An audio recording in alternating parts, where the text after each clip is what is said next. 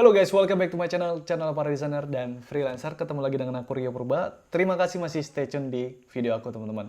Kali ini kita bakal membahas satu video yang memang banyak sekali kalian request ya. Setiap aku update satu video, kalian komentarnya itu. Terus di Instagram juga kalian komentarnya itu, kalian DM juga tentang itu.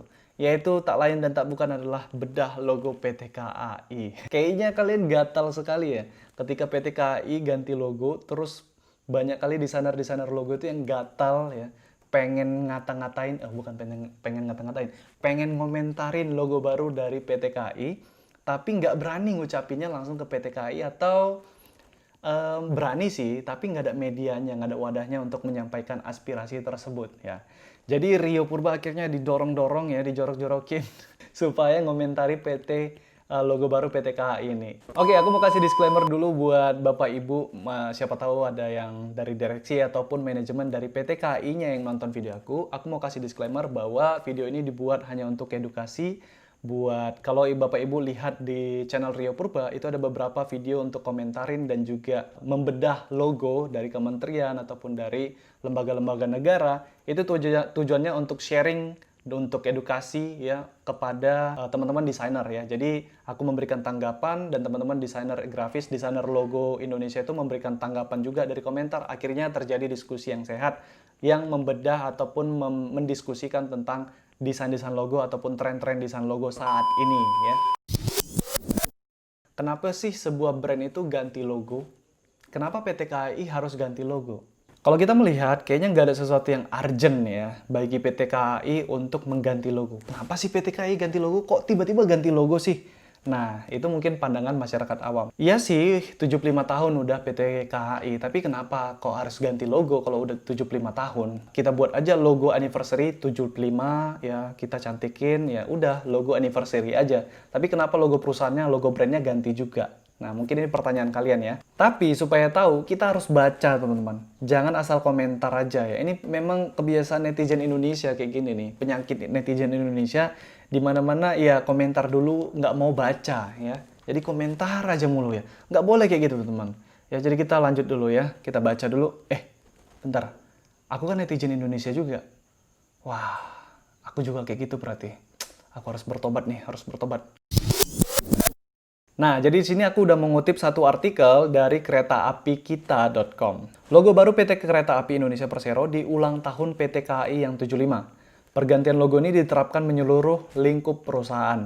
Tujuan penggantian logo perusahaan tidak lain adalah mempercepat integrasi bisnis KAI Group. Dirut PT KAI, Bapak Didik menuturkan bahwa perubahan logo PT KAI yang baru merupakan langkah transformasi menjadi sebuah brand architecture yang efektif, sehingga akan menciptakan keterpaduan di dalam KAI Group ya. Nah, ini yang menarik adalah brand architecture. Kemudian menciptakan keterpaduan di dalam KAI Group, teman-teman. Oke, ini menarik ya. Ada lagi disebutkan brand architecture. Di sini ada logo KAI besar, di bawahnya itu ada ini mungkin yang disebutkan tadi KAI Group ya atau anak-anak perusahaan. Itu ada KAI Service, ada KAI Bandara, KAI Komuter dan lain sebagainya, teman-teman. Oke, ini menarik brand architecture ya. Jadi kita akan coba bahas sedikit. Jadi sebelum video ini dibuat, 2 bulan yang lalu, bulan 8 kalau nggak salah, itu aku diundang sebagai speaker di in-house training yang diadakan langsung oleh Kemenq, Kementerian Keuangan Republik Indonesia. Yes, kalian nggak salah dengar ya. Bangga kan ada seorang freelancer kecil dari kampung itu diundang langsung ke Kemenq, tapi memang karena pandemi ya in-house trainingnya dari Zoom ya, dan itu diikuti oleh pegawai-pegawai atau staff-staff dari Kemenq, teman-teman. Nah, jadi sepertinya brand architecture ini menjadi satu concern, menjadi satu tren yang menjadi fokus di kementerian atau di lembaga pemerintahan saat ini, teman-teman. Nah, di Kemenq itu ternyata banyak sub-brands-nya atau anak-anak atau lembaga-lembaga di bawah Kemenq. Jadi ada Bea Cukai, ada Ditjen Pajak, ada STAN, ya, Sekolah Tinggi Akuntansi Negara, itu ternyata di bawah langsung dari Kemenq RI, teman-teman. Nah, jadi ada banyak lagi ya. Concernnya adalah banyak anak-anak perusahaan ini muncul dengan identitas mereka sendiri. sehingga identitas induknya atau master brandnya yaitu Kemenq itu tenggelam. Nah, pada waktu itu diadakanlah in-house training supaya kita bisa sama-sama diskusi bagaimana sih solusinya, dan disitulah aku sebut kata brand architecture. Nah, di sini disebutkan lagi di PT KAI brand architecture, mungkin itulah tujuan utama dari penggantian logo Kereta Api Indonesia, supaya dengan logo baru itu lebih bisa mengintegrasikan semua core bisnis yang berbeda-beda bisnisnya ini, industrinya. Misalnya KAI Service berbeda dengan KAI Bandara, KAI Wisata, KAI Logistik, dan lain sebagainya, teman-teman. Tapi, apakah setiap anak-anak brand ya itu harus menggunakan logo dan nama yang sama dengan brand induknya, seperti KAI ini ya?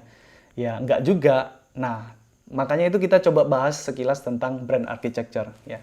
Jadi brand architecture itu adalah kira-kira satu sistem yang kita rancang untuk mengorganisir sebuah brand. Biasanya brand yang besar ya, yang punya banyak sub-brands, anak-anak brandnya, terus service atau produk, sehingga lebih terorganisir, sehingga audiens atau pelanggan yang melihat bahwa ini satu kesatuan brand, ya, brand family ya. Misalnya seperti KAI ini. Nah, brand architecture ini terbagi umumnya ada 3. Tapi sebenarnya itu ada lebih dari 3 ya. Tapi yang paling umum aja kita bahas itu ada 3. Yang pertama itu branded house. Branded house ini adalah yang ditonjolin itu ya induk brandnya, brand utamanya, master brandnya. Contohnya itu adalah FedEx ya. Jadi FedEx itu brand utama, itu membawa di bawahnya itu ada beberapa sub brands atau anak-anak perusahaannya.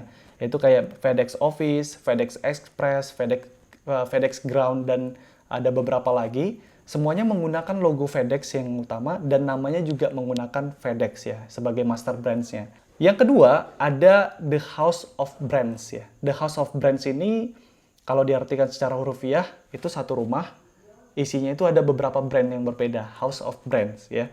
Itu contohnya kayak Unilever, teman-teman. Unilever itu ada membawahi banyak produk atau banyak brand, dan itu beda-beda logonya. Semua bukan menggunakan logo Unilever atau nama Unilever. Itu beda-beda. Ada kayak Walls, ada Pepsodent, ada apa lagi itu? Ada Comfort, ada Dove ya. Bahkan kadang kalau kita beli, kita nggak ngeh bahwa induknya itu adalah Unilever. Misalnya kalau kalian beli sampo Dove itu di warung, kalian nggak tahu itu bahkan kan. Mungkin, oh ini induknya ternyata Unilever ya, baru tahu aku tuh. Nah, jadi memang masing-masing ini ya jadi branded house dan house of brands ini mempunyai kelebihan dan kekurangan masing-masing, memang mempunyai tujuan masing-masing, dan kita nggak akan bahas nanti terlalu panjang ya. Yang penting itu sudah ada 2 jenis brand architecture ya. Yang ketiga itu ada hybrid. Hybrid ini kira-kira penggabungan dari branded house dan house of brands. Ya, jadi pengaplikasiannya itu lebih fleksibel lah. Jadi kita bisa menggunakan nama ataupun logo dari induk brandnya, master brandnya, bisa juga tidak. Ya, lebih fleksibel aja, teman-teman. Jadi dari antara ketiga jenis brand architecture ini, kita bisa lihat ya, goal yang ingin dituju oleh PT KAI itu adalah yang pertama, yaitu branded house. Jadi PT KAI itu mau mengintegrasikan dari induknya atau master brandnya dengan core bisnis di bawahnya itu menjadi satu family brand, yaitu orang mengenalnya Kereta Api Indonesia. Apapun jenisnya di bawah, anaknya itu di bawah, orang tetap mengenal satu induk, yaitu Kereta Api Indonesia. Itu goalnya, teman-teman. Kenapa PT KAI ganti logo?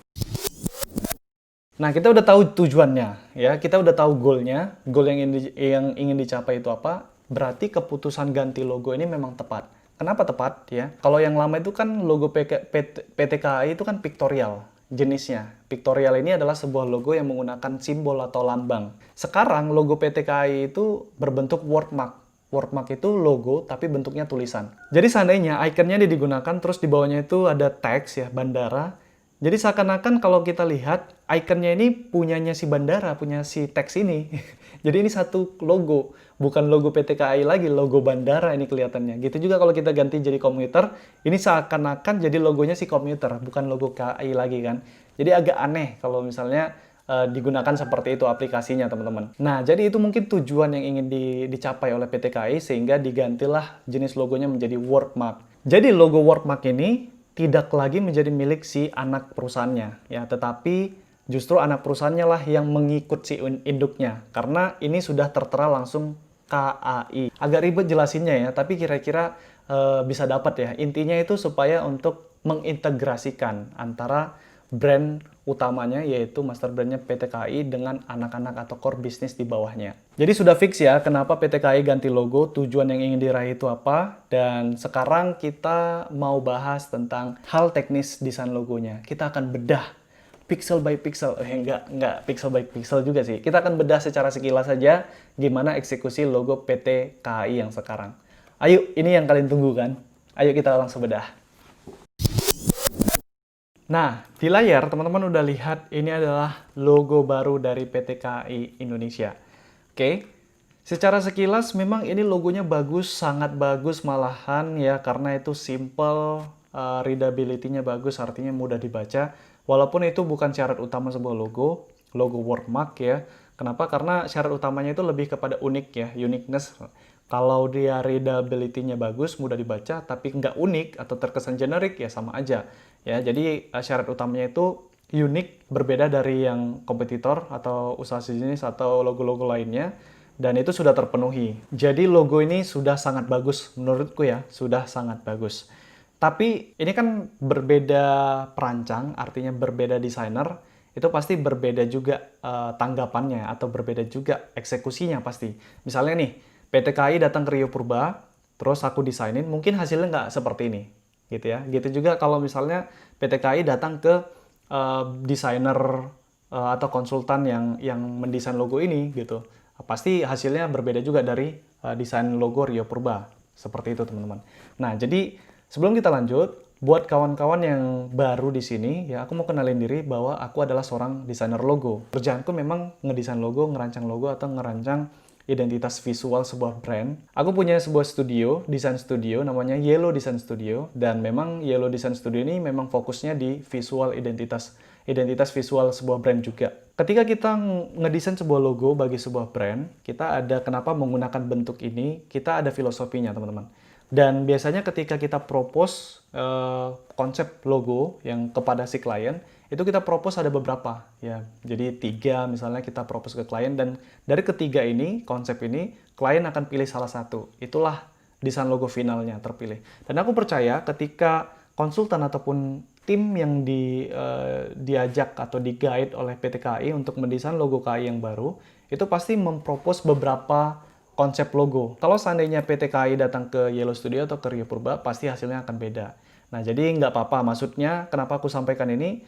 Maksudnya nggak apa-apa dong kalau kita berbeda pendapat. Ya, kita kan tujuannya untuk edukasi, jadi kita bisa sama-sama saling belajar, teman-teman. Kalau kalian punya pendapat yang berbeda juga dengan aku ataupun dengan desain logo KAI yang sekarang, ya silakan cantumkan aja di kolom komentar. Jadi kita bisa sama-sama tukar pendapat dan sama-sama bisa belajar tentang desain logo. Kalau seandainya PT KAI datang ke aku dan aku punya pendapat yang berbeda, teman-teman. Poin yang pertama yang kurang seret menurutku itu di sini, teman-teman. Di negative space-nya ya, dari A dan I itu kawinnya udah bagus ya. Udah kombinasinya udah bagus sekali, teman-teman. Ya, mulus, smooth ya untuk perkawinannya atau kombinasinya.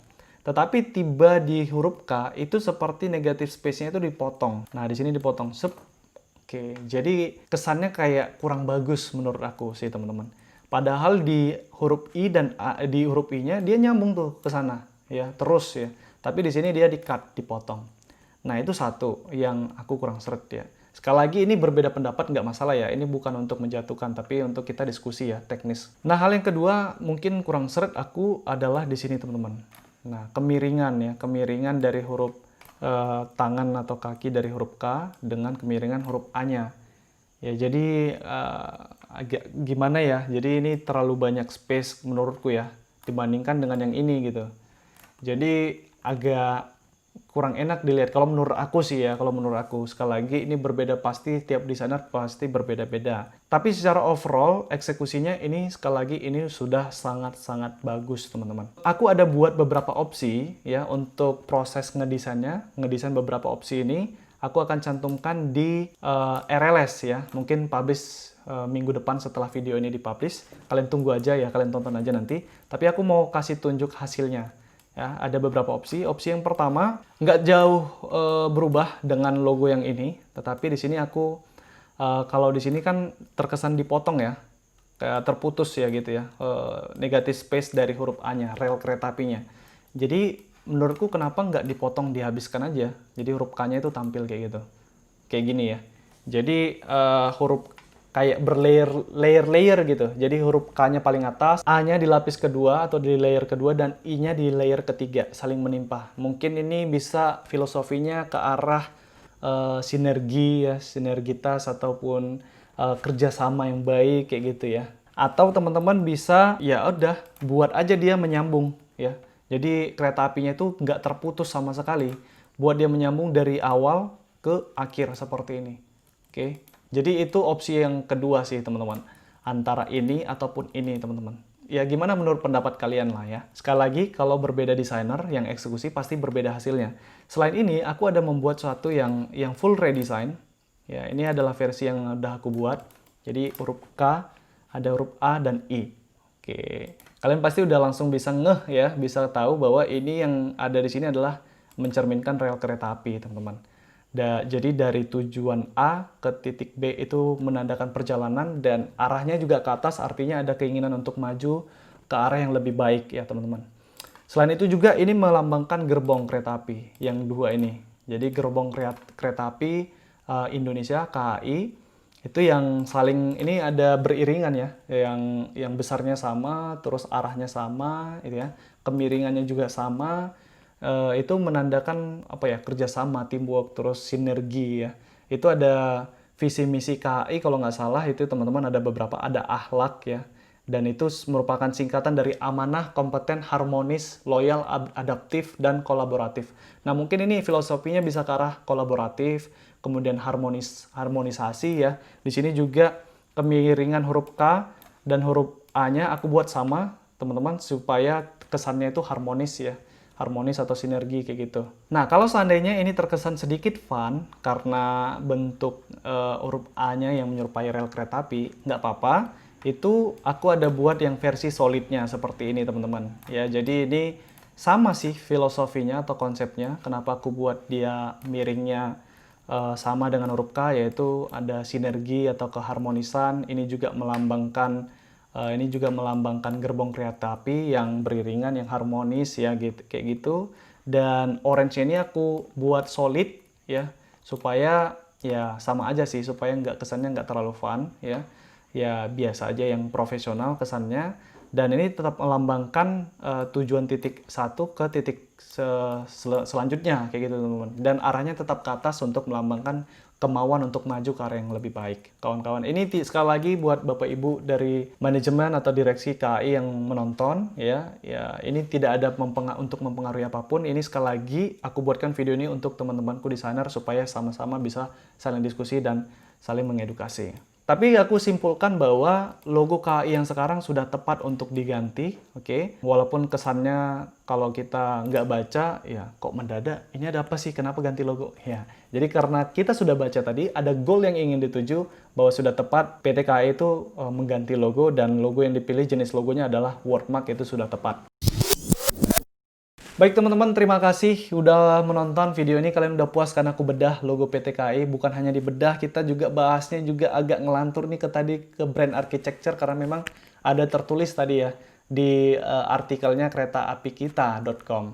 Jadi ya udah kita bahas sedikit aja sekaligus ya. Nah, buat ada pendapat tambahan ya silakan kalian cantumkan ya. Jadi ini bebas, ruang terbuka, kalian bisa sampaikan pendapat kalian supaya kita nanti sama-sama bisa belajar teman-teman. Aku juga seorang manusia biasa, aku juga desainer logo memang ya, tapi masih belajar sama seperti kalian ya. Jadi mungkin ada satu kehilapan ya, ada misinformasi ya. Jadi kalian bisa sampaikan juga di kolom komentar di bawah.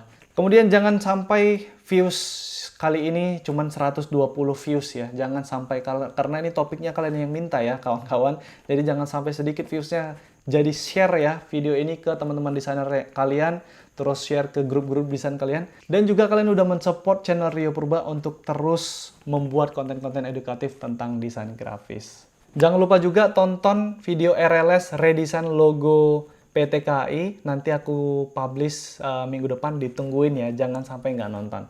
Terakhir teman-teman, sebagus-bagusnya desain, ada aja yang nggak suka, sejelek-jeleknya desain, tetap ada aja orang yang suka. Jadi mau desain kalian bagus atau jelek, jangan pernah takut berkarya. Aku Rio Purba, see you guys on the next video.